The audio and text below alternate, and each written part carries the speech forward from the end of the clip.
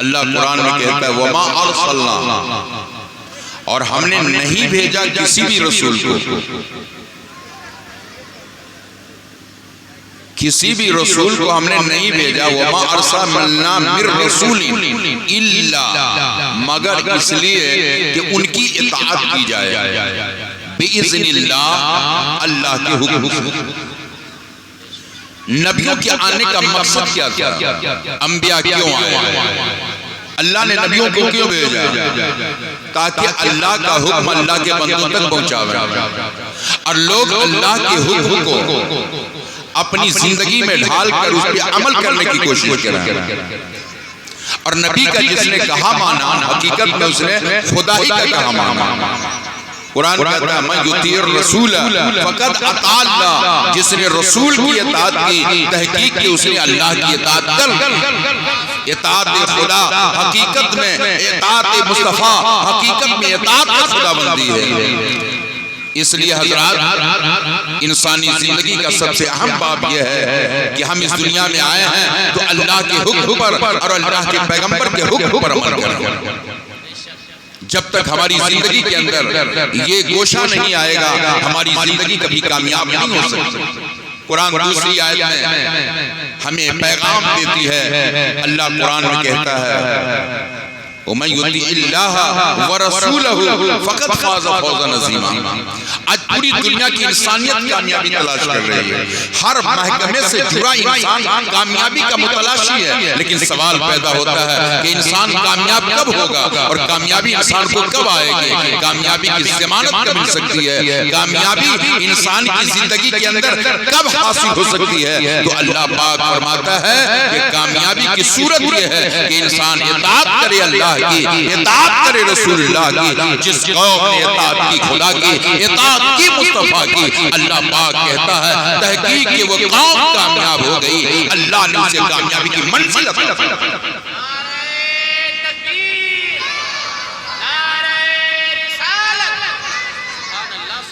حضرات کامیابی اگر ہمیں تلاش کرنی ہے تو کامیابی کا گوشہ اللہ پاک نے ہمیں قرآن کی آیتوں سے عطا فرمایا ہے۔ ہم کامیاب اس وقت تک نہیں ہو سکتے جب تک کہ ہماری زندگی کے اندر اللہ و رسول کے حکم پہ عمل کرنے کا جذبہ پیدا نہ ہو۔ آخر اسلاف کا کیا طریقہ تھا، بزرگوں کا کیا معیار تھا کہ ان کی زندگی کامیاب تھی۔ آج تو ہم شادی کے جشن میں اور شادی کی محفل میں بیٹھے ہیں، لیکن روایتیں پکار کے کہتی ہیں اسلام کے ماننے والوں کا طرز عمل دنیا کو سبق دیتا ہے۔ اسلام کے شہدائیوں کی زندگی کا اصول ہمیں یہ بتا دینے کو تیار ہے کہ وہ لوگ ایسے ایمان کے پیکر تھے، ایسی زندگی بسر کر رہے تھے، ایسے ایمان کے خوگر بن کر کے زندگی بسر کیا تھا کہ لوگ ان کو دیکھتے تھے تو دیکھ کر کے اپنی زندگی کی راہیں ہموار کرتے تھے۔ کون نہیں جانتا ہے ابھی یہ صفر المظفر کا مہینہ ہمارے نظر کے سامنے چل رہا ہے، ابھی یہ 25 صفر آنے والی ہے۔ اس تاریخ میں بریلی شریف کی سرزمین پر اعلیٰ حضرت کا عرس انعقاد پذیر ہونے والا ہے۔ شہزادہ اعلیٰ حضرت حضور مفتی اعظم ہند کا نام سنا ہوگا۔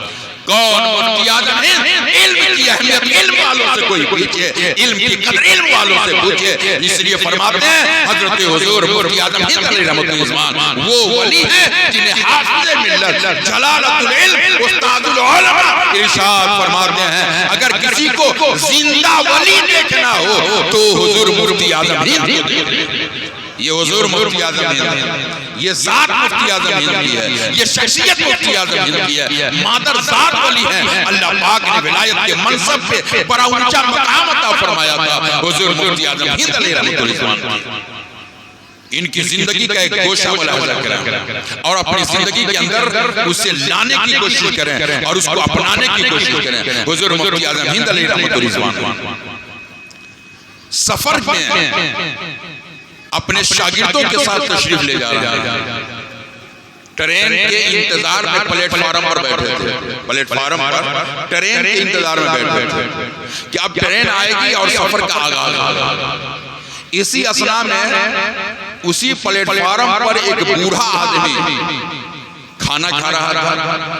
حضور مفتی اعظم ہند کی نگاہ پڑی، انہوں نے نظر سے دیکھا کہ یہ بوڑھا آدمی عمر لمبی ہو گئی لیکن یہ بائیں ہاتھ سے کھانا کھا رہا ہے، وہ بائیں ہاتھ سے کھانا کھا رہا ہے۔ جب حضور مفتی اعظم ہند کی نگاہ پڑی تو حضور مفتی اعظم ہند ارشاد فرماتے ہیں، قرآن کہتا ہے واللہ اللہ تعالیٰ نے ولیوں کا منصب کیا رکھا ہے اور ولیوں کا مقام کیا رکھا ہے۔ قرآن کہتا ہے اللہ ولی الذین آمنوا یخرجوہم من الظلمات الی النور، اللہ کا ولی وہ ہوتا ہے جو لوگوں کو نکالتا ہے اندھیرے سے اجالے کی طرف۔ حضور مفتی اعظم ہند کی نگاہ پڑی، کہا کہ یہ بوڑھا ہو چکا، عمریں لمبی ہو گئی ہے، بائیں ہاتھ سے کھانا کھا رہا ہے۔ حضور مفتی اعظم ہند اپنے شاگرد سے فرماتے ہیں جا کے اس بوڑھے آدمی کو منع کر دو کہ بائیں ہاتھ سے کھانا نہیں کھانا چاہیے، داہنے ہاتھ سے کھانا کھانا چاہیے۔ حضور مفتی اعظم ہند کے شاگرد جب وہاں پہنچے، انہوں نے اپنے استاد کے حکم کو جب ان تک پہنچایا تو وہ بوڑھا آدمی جو لمبی عمر ہو چکی تھی پلیٹ فارم پر بیٹھ کر بائیں ہاتھ سے کھانا کھا رہا تھا۔ وہ کہتا ہے سنیے، آپ جو کرتے ہیں آپ کیجئے، میں جو کرتا ہوں مجھ کو کرنے دیجئے، مجھ کو آپ کے دھرم سے کوئی تعلق اور سروکار نہیں ہے۔ لیکن دیکھیں حضور مفتی اعظم ہند کے شاگرد ان کی بارگاہ میں واپس لوٹے، کہا حضور لگتا ہے کہ وہ ہم لوگوں کے مذہب سے الگ الگ ہے، ان کا مذہب کچھ اور ہے، ہم لوگوں کا مذہب کچھ اور ہے۔ حضور مفتی اعظم ہند علیہ رحمۃ الرضوان ارشاد فرماتے ہیں چلو میں چلتا ہوں، چلو میں چلتا ہوں۔ آج انسان کی فطرت ہے، ہم جیسے کم پڑھے لکھے عالموں کی حقیقت یہ ایک دفعہ دو دفعہ کسی قوم کو دین کی بات کہاں نہیں مانا تو لوگ بیزار ہو جاتا ہے کہ یہ قوم ماننے کو تیار نہیں ہے، یہ سمجھنے کو تیار نہیں ہے۔ وارے حضور مفتی اعظم ہند شہزادہ اعلی حضرت حضور مصطفیٰ خان رضا فرماتے ہیں چلو میں چلتا ہوں، اسی دین کی تبلیغ کے لیے اللہ پاک نے مکہ کی سرزمین پر پیارے رسول کو بھیجا تھا، مصطفیٰ جان احمد کو بھیجا تھا، اور اس رسول اللہ نے آ کر ایسا پیغام دیا کہ بجلی کا کرکا تھا یا صوت ہادی عرب کی زمین جس نے پوری دنیا میں تہلکہ مچایا تھا۔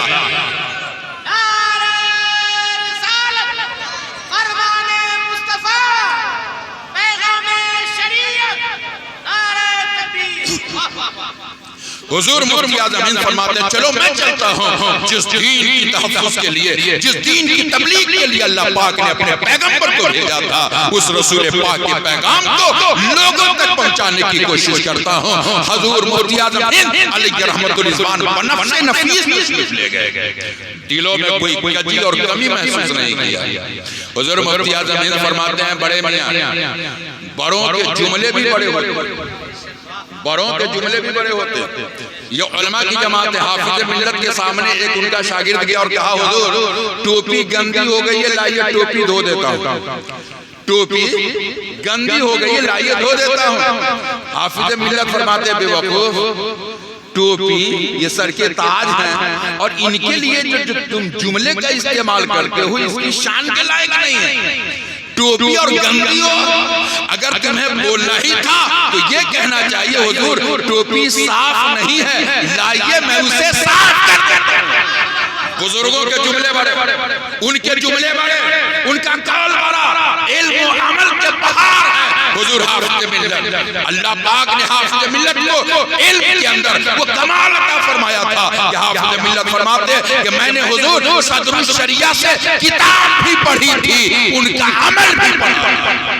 حافظ ملت علیہ رحمۃ الرضوان کا جب آنکھ کا آپریشن ہوا تو ڈاکٹر نے کہا تھا گرم چیز کھانے پینے سے پرہیز کریں گے۔ حافظ ملت کے سامنے گرم چائے لائی گئی، حافظ ملت نے اسی گرم چائے کو پینا شروع کر دیا، گرم چائے پینا شروع کر دیا۔ لوگوں نے کہا حضور ڈاکٹر نے منع کیا ہے گرم چیز کھانے پینے سے۔ حافظ ملت فرماتے ہیں سنا میرے استاد صدر الشریعہ گرم چائے پیتے تھے، اس لیے میں ان سے پڑھا ہوں، کتاب بھی پڑھا ہوں، عمل بھی پڑھا ہوں۔ آنکھ کی روشنی جانی ہوگی چلی جائے گی، لیکن استاد نے گرم چائے پیا ہے اس لیے میں بھی گرم چائے پیا۔ یہ حضور حافظ ملت علیہ رحمۃ الرضوان ہے۔ حضور حافظ ملت علیہ رحمۃ الرضوان نے فرمایا اس بچے سے اے بچہ سنو، ٹوپی کے لیے جو تم نے لفظ گندا کا استعمال کیا یہ غیر موضوع ہے، مناسب نہیں ہے۔ اگر اس کے لیے جملہ استعمال کرنا چاہیے تو یہ کہنا چاہیے حضور ٹوپی صاف نہیں ہے، لائیے میں اسے صاف کر دیتا ہوں۔ ابھی آپ نے کبھی بریلی کا فیضان لوٹا ہے، کبھی کچوچھا کا فیضان لوٹا ہے، چلیں حضور محدث اعظم ہند کی بات بارگاہ میں حضور محدث اعظم ہند کی شوشہ شریف حضور محدث اعظم ہند کی بارگاہ میں ایک شخص کیا کہا حضور یہ ڈاکٹر بہت اچھا ہے اس سے علاج کرا لیا جاتا بیماری کی جانچ کرا لی جاتی حضور محدث اعظم ہند کی شوشہ فرماتے ہیں اچھا یہ بتلاؤ کیا وہ مومن ہے کیا وہ کلمہ گو ہے وہ کیا نبی کا ماننے والا ہے نبی کی شریعت کا پیروکار ہے لوگوں نے کہا حضور وہ شریعت سے دور ہے بلکہ اس کا مذہب وہ کرسچن ہے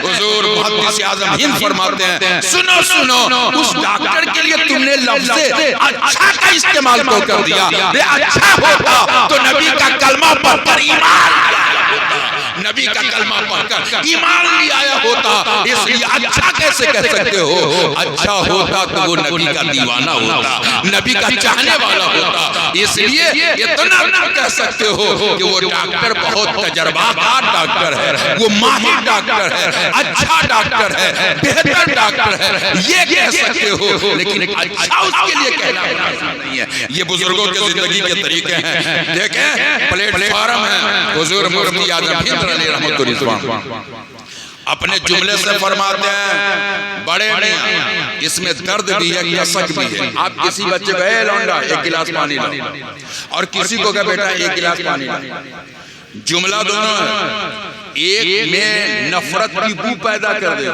اور دوسرے میں محبت کی کڑیاں پیدا کرتی ہے محبت کا چراغ دلوں میں جلاتا ہے کہا بیٹے گلاس پانی لاؤ وہ آپ کا پیار اس کے دلوں میں سمائے گا محبت کے جلوے آئیں گے اور وہ آپ کے قریب ہوتا چلا جائے گا حضور مفتی اعظم ہند علیہ رحمت الرضوان فرماتے ہیں بڑے میاں اللہ پاک نے دو ہاتھ دیا ہے ایک ہاتھ کھانے کے لیے چہرہ دھونے کے لیے اور دوسرا ہاتھ نجاست اور ناپاکی کو صاف کرنے کے لیے کہا سنیے آپ جس مذہب پہ چلتے ہیں آپ رہیں میں جس مذہب پہ ہوں مجھ کو اس پہ رہنے دیں حضور مفتی اعظم ہند فرماتے ہیں کہا سنا میں آپ کو شریعت اور مذہب کی حقیقت کا پتہ نہیں بلکہ صرف ایک عقل میں سمانے والی بات بتلاتا ہوں اس ہاتھ سے کھانا کھاتے ہیں اللہ پاک نے اس کو کھانے کے لیے بنایا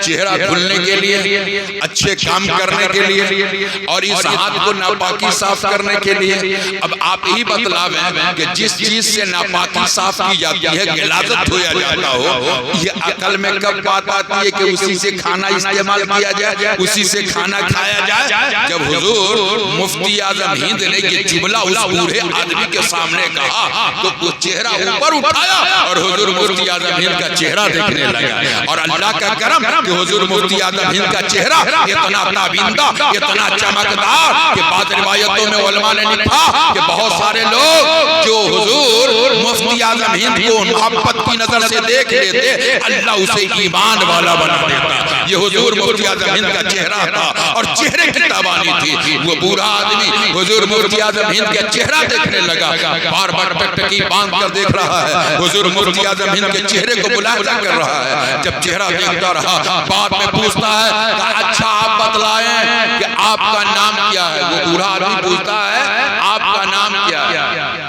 تو کہا کہ میرا نام مصطفیٰ خان رضا ہے اعلیٰ حضرت کے شہزادے نے کہا میرا نام مصطفیٰ خان رضا ہے کہا مکان کہاں ہے کہا بریلی شریف میرا مکان ہے کہا کس مذہب سے آپ کا تعلق ہے کہا میرا مذہب مذہب اسلام ہے اتنا سنا وہ بوڑھا کرسچن تو کہتا اچھا وہ مدینے والے جو مصطفیٰ ہیں وہ کون ہیں جب سنا نا کہ بریلی کے مصطفیٰ ہیں تو کہا کہ مدینے کے جو مصطفیٰ ہیں وہ کون ہیں تو حضور مصطفیٰ خان رضا مفتی اعظم ہند فرماتے ہیں وہ میرے آقا ہیں میں ان کا غلام ہوں میں ان کا شہزائی ہوں اتنا سننے کے بعد جیسے اس کے دلوں میں حضور مفتی اعظم ہند کا پیغام جاتا ہے پکار کے کہتا ہے اے حضرت سنیے جب بریلی کا مصطفیٰ اتنا اچھا ہے جب بریلی کا مصطفیٰ اتنا بہتر ہے تو مدینے کا مصطفیٰ کتنا اچھا ہوگا غلام کتنا اچھا ہے تو آقا کتنا اچھا ہوگا جب غلام کو دیکھ کر آقا کی حقیقت کا پتہ چلتا ہے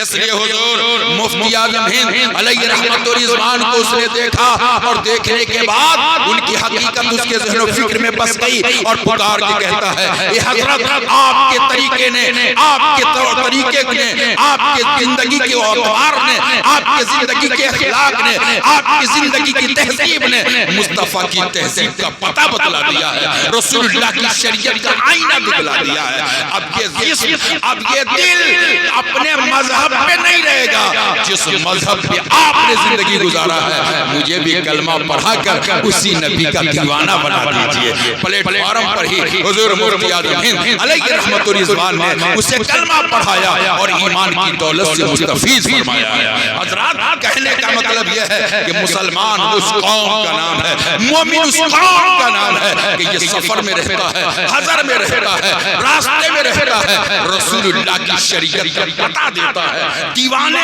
اس کی حقیقتوں سے سمجھتے ہیں جب غلام اتنا اچھا ہے تو آقا کتنا اچھا ہوگا۔ ایک روایت اور مد نظر رکھیں، آپ نے سنا ہوگا حضور امام اعظم ابو حنیفہ رحمۃ اللہ علیہ کا نام، جس امام کے ہم بھی ماننے والے، آپ بھی ماننے والے، اور بحمدہ تعالی ہم لوگ بھی مسلکن حضرت امام اعظم ابو حنیفہ اور مشربن حضرت امام اعلی حضرت مسلکی اعلی حضرت کے اوپر زندگی بسر کرنے والے ہیں۔ حضور امام اعظم ابو حنیفہ رحمۃ اللہ علیہ کی زندگی دیکھیں، راستے سے گزر رہے ہیں، کوفہ کی سرزمین ہے، کوفہ کا بازار ہے، حضرت امام اعظم ابو حنیفہ راستے سے گزرتے رہے، چلتے ہوئے جا رہے تھے، بارش ہونے کے سبب سے کیچڑ راستے میں اڑی اور ان کے چپل سے کیچڑ اڑ کر ایک مجوسی کے دیوار پر پڑ گئی، مجوسی کے ایک دیوار پر پڑ گئی۔ جب مجوسی کے دیوار پر کیچڑ پڑی، حضرت امام اعظم بہت تردد محسوس کرنے لگے، بہت محسوس کیا کہ میری چپل سے کیچڑ اڑ کر اس کی دیوار پر پڑی۔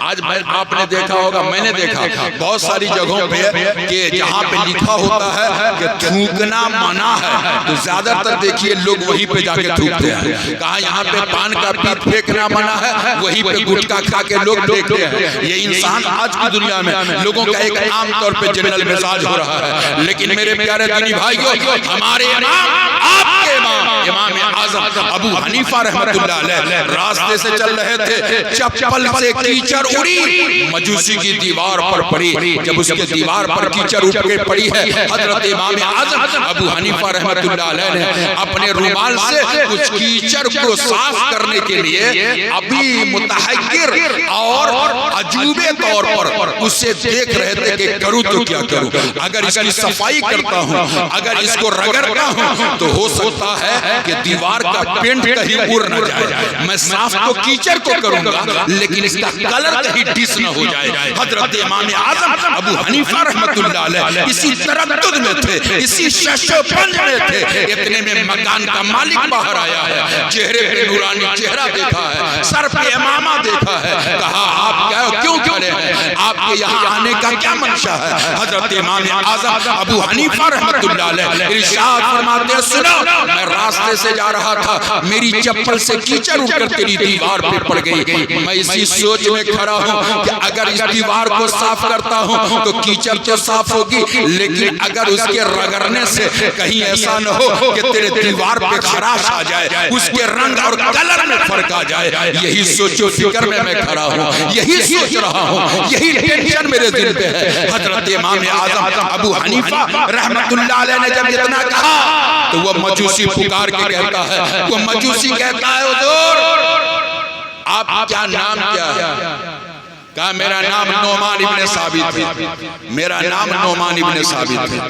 کہا کہ آپ کہاں کے رہنے والے ہیں؟ کہا کوفہ میرا مکان ہے، کوفہ میرا مکان ہے۔ کہا مذہب آپ کا؟ کہا میرا مذہب مذہب اسلام ہے۔ جب اتنا سنا ہے تو وہ مجوسی کہتا ہے کیا آپ کے پیغمبر نے، آپ کے مذہب نے یہ تعلیم، یہ سبق، یہ سکھا دیا ہے جس کی بنیاد پہ آپ اتنا خوف زدہ ہیں، آپ اتنا ڈر سے سیمے نظر آتے ہیں؟ امام اعظم فرماتے ہیں اسی سبق کا تو پربھاؤ میرے اوپر ہے کہ میں خوف زدہ ہوں کہ آج تیری دیوار میری چپل سے کیچڑ اڑ کے گندی ہو گئی ہے، کل نبی کی بارگاہ میں میں کیا جواب دوں گا، رسول کی بارگاہ میں کیا جواب دوں گا، اسی ٹینشن سے پریشان ہوں، اسی فکر میں ہوں، اسی لیے میں فرار ہوں کہ میں کروں تو کیا کروں۔ اتنے میں تم آ گئے ہو۔ جب وہ انسان اتنا سنتا ہے، پکار کے کہتا ہے، کہا جب آپ کے مذہب میں اس کا شکشا، اس کی تعلیم، اس کا گیان دیا گیا ہے تو آپ اس نبی کے کلمہ پڑھنے والے، اس رسول اللہ کے دین پہ چلنے والے ہیں۔ جب نبی کے بتائے ہوئے طریقے پر آپ اپنی زندگی گزار رہے ہیں تو نبی کے غلام ہیں، نبی کا کلمہ پڑھنے والے ہیں، آپ کا طریقہ اتنا اچھا ہے تو مجھے یہ سمجھ میں آتا ہے کہ جس نبی کا کلمہ آپ نے پڑھا ہو اس نبی پاک کا طریقہ کتنا اچھا ہوگا، اس رسول اللہ کا عمل کیسا ہوگا، اس رسول اللہ کا کردار کیسا ہوگا۔ وہ مجوسی اسی مقام پر حضرت امام اعظم کے ہاتھوں پر اپنے مذہب کو تیاگتا ہے اور کلمہ پڑھتا ہے، کلمہ پڑھ کر اپنے آپ کو ایمان والا بناتا ہے۔ یہ ہے اسلام پہ چلنے والوں کا طریقہ، یہ ہے نبی کے ماننے والوں کا طریقہ۔ اس لیے حضرات اللہ پاک کا کرم ہے کہ اللہ پاک نے ہمیں آپ کو مسلمان بنایا ہے، ہمیں اسلامی تہذیب کا پیروکار بنایا ہے۔ آج تو ہماری زندگی کے حالات ایسے دیکھنے کو ملتے ہیں کہ آج شادیوں میں بھی ہم اس قدر رنگ و روگن میں رہتے ہیں، ہمیں احساس نہیں ہوتا۔ آج دیکھیں مسجدوں کے اندر جب مسلمان جاتے ہیں سروں پر ٹوپیاں نظر آتی ہے، کرتے نظر آتے ہیں، لباس اسلامی نظر آتا ہے، لیکن جب یہی مسلمان مسجد سے باہر نکلتا ہے، بازاروں میں جاتا ہے تو پتہ نہیں چلتا کہ یہ کون قوم سے تعلق رکھتا ہے، کس مذہب سے اس کا تعلق ہے، کس دین سے اس کا لگاؤ ہے۔ گویا ہماری پہچان صرف مسجدوں میں جا کر کے دکھائی دیتی ہے۔ اللہ پاک ہمیں چلتے پھرتے روڈ راستے جہاں بھی چلیں، جہاں بھی رہیں تو ہمارے کلچر، ہماری تہذیب اسلام کی خوشبو اور اسلام کا پتہ دیتا نظر آئے کہ یہ دیوان مصطفیٰ جا رہا ہے، عاشق رسول اللہ جا رہا ہے۔ آج شادیوں میں دیکھیں تو شادیوں میں بھی ہمارے حالات اس قدر دھیرے دھیرے بدلتے چلے جا رہے ہیں کہ ایک طرف قاضی صاحب خطبہ پڑھ رہے ہوتے ہیں، قاضی صاحب خطبہ پڑھتے ہیں، قرآن کی آیت کی تلاوت ہوتی ہے خطبے کے اندر۔ آپ پوچھیں علامہ عبدالواحد سے، آپ پوچھیں اپنے امام صاحب سے، یہ لوگ بتلائیں گے کہ اس قرآن کی آیت جب پڑھی جائے تو اللہ کا قرآن کہتا ہے وَإِذَا قُرِئَ الْقُرْآنُ، جب قرآن پڑھا جائے تو اسے سنو اور چپ رہو، سنو بھی اور چپ رہو۔ لیکن ایک طرف خطبہ پڑھا جا رہا ہے اور دوسرے طرف لوگ بات چیت میں لگے رہتے ہیں، کچھ لوگ لہو و لعب میں لگے رہتے ہیں، کچھ لوگ کھیل تماشے میں لگے رہتے ہیں۔ ہماری تہذیب اس قدر فرقان ہوتی گئی، ہمارا طرز عمل اس قدر مٹتا چلا جا رہا ہے کہ ہم اپنے اسلامی رنگ و روگن سے کافی دور ہوتے چلے جا رہے ہیں۔ آج ضرورت ہے اس بات کی کہ ہم اپنے عمل سے، ہم اپنے مذہب کے اعتبار سے اپنے رنگ میں رہیں، جہاں رہیں، جہاں چلیں، وہیں پہ یہ پتا چلے کہ یہ مجلس اگر ہے تو یہ محفل میلاد یا محفل ذکر رسول ہے یا کسی شادی کے بزم میں ہے، تو یہ پتا چلے کہ یہ شادی کسی کرسچن کی شادی نہیں ہے، یہ یہودیوں کی شادی نہیں ہے، نصرانیوں کی شادی نہیں ہے، بلکہ رسول اللہ کے ماننے والوں کی شادی ہے۔ تو ہماری تہذیب ہماری شادیوں میں بھی دکھائی دے، ہمارے رسول کی محبت کی خوشبو ہمیں شادیوں میں بھی نظر آوے، ہماری تہذیب شادیوں میں بھی دکھائی دینے لگے، تب جا کر کے ہمارے اندر کامیابی کے راہ ہموار ہوں گے۔ آج مسلمان پریشان ہیں کہ ہم ناکام ہو گئے، ہم ناکامی کی منزلوں پہ چلے آئے، لیکن ہم نے کبھی غور کیا ناکامی کا وجہ کیا ہے، ناکامی کا کارن کیا ہے، ناکامی کا ریزن کیا ہے کہ آج ہم ناکام ہو رہے ہیں اور کل کے لوگ کامیاب تھے۔ کل کے لوگ کامیاب اس لیے تھے کہ وہ اللہ و رسول کے حکم پر عمل کر رہے تھے، اور ہم لوگ ناکام اس لیے ہیں کہ اللہ و رسول کے حکم سے دور ہوتے چلے گئے، نافرمان بنتے چلے جا رہے ہیں، اس لیے ناکامیابی ہو رہی ہے۔ میرے پیارے دینی بھائیو، اللہ پاک نے اگر ایمانی زندگی دی ہے تو ذرا دیکھیں، شادی کے بز میں بیٹھے ہیں تو ذرا دیکھیں اللہ کے رسول دنیا میں آئے، اللہ کے پیغمبر نے شادی کی اور شادی کو کہا نکاح من سنتی، نکاح یہ میری سنت، یہ میرا طریقہ ہے، یہ میرا طریقہ ہے۔ فمن رغب عن سنتی، جو میری سنت سے اعراض کیا فلیس منی، وہ ہم میں سے نہیں۔ رسول اللہ نے اپنی سنت قرار دیا ہے نکاح، اپنی سنت رسول اللہ نے کہی. اللہ کے رسول نے دوسری حدیث میں فرمایا نکاح کرو فَإِنَّهُ أَغَضُّ لِلْبَصَرِ وَأَحْسَنُ لِلْفَرْجِ. اس لیے نکاح کرو کہ یہ نگاہ کو جھکاتی ہے وَأَحْسَنُ لِلْفَرْجِ اور شرمگاہ کی حفاظت کرتی ہے. تو نکاح کا ایک مقصد کیا ہے؟ گناہوں سے بچنا, گناہوں سے محفوظ رہنا. تو اس لیے بھی نکاح کیا گیا. تیسری حدیث اللہ کے رسول فرماتے ہیں التمسوا الرزق بالنکاح. اللہ کے پیغمبر فرماتے ہیں اے دیوانو رزق تلاش کرو, یعنی روزی تلاش کرو نکاح کے ذریعے, روزی تلاش کرو نکاح کے ذریعے. تو نبی فرماتے ہیں نکاح میری سنت بھی ہے, نکاح گناہوں سے بچانے کا تدبیر بھی ہے, نکاح رزق کے ترقی کا بھی ذریعہ ہے. صحابی نے کہا یا رسول اللہ کیا نکاح سے رزق میں برکت آتی ہے؟ اللہ کے نبی فرماتے ہیں ہاں نکاح سے رزق میں برکت آتی ہے. کہا کیسے؟ اللہ کے پیغمبر فرماتے ہیں سنو, اللہ پاک نے جس کو پیدا کیا سب کے مقدر میں اس کی رزق لکھ دی ہے, کس کو کتنی روزی ملنی ہے اور جس کو جتنی روزی ملنی ہے اتنا لکھ دیا گیا ہے. نبی فرماتے ہیں مقدر کے رزق کا ایک دانہ بھی اگر باقی رہے گا اس وقت تک وہ آدمی نہیں مرے گا. جب تک کہ وہ رزق کا دانہ کھا نہ لے اس وقت تک موت نہیں آ سکتی. گویا جس کے مقدر میں رزق جتنا لکھ دیا گیا ہر حال میں اس کو رزق مل جانا. یہ اللہ کے پیغمبر نے ارشاد فرمایا.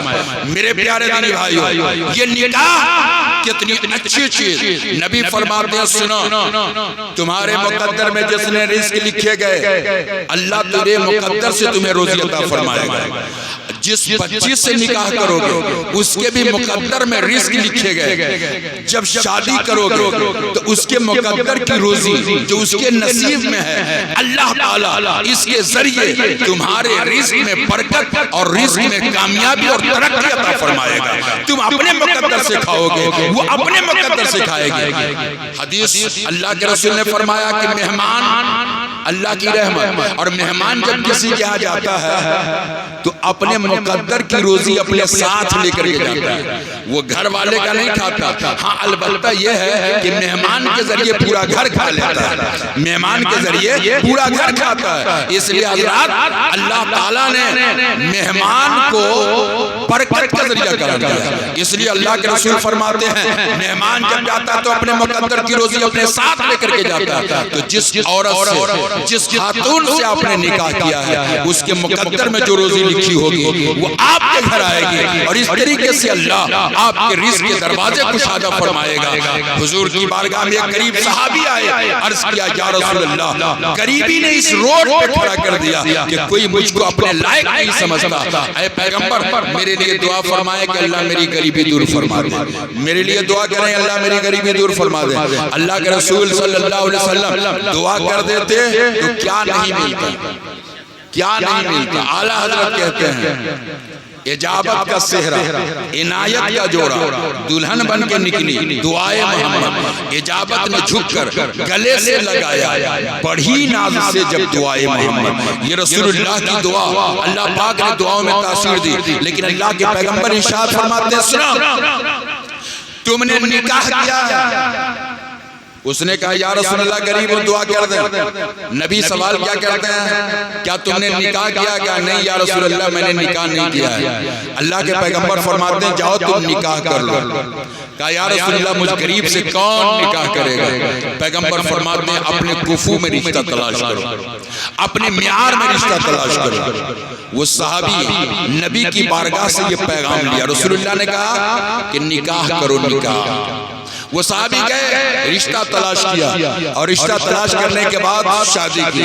شادی کے بعد کچھ دن گزر گئے, بارگاہ مصطفیٰ میں تشریف لاتے ہیں. اللہ کے رسول فرماتے ہیں اچھا آپ یہ بتلاؤیں کہ شادی سے پہلے جو آپ کے گھر کے معاملات تھے اور شادی کے بعد آپ کیا حالات ہیں. کہا یا رسول اللہ شادی سے پہلے میں خود اپنے لیے متفکر تھا کہ میں کیا کھاؤں, میں کیسے اپنی زندگی گزاروں.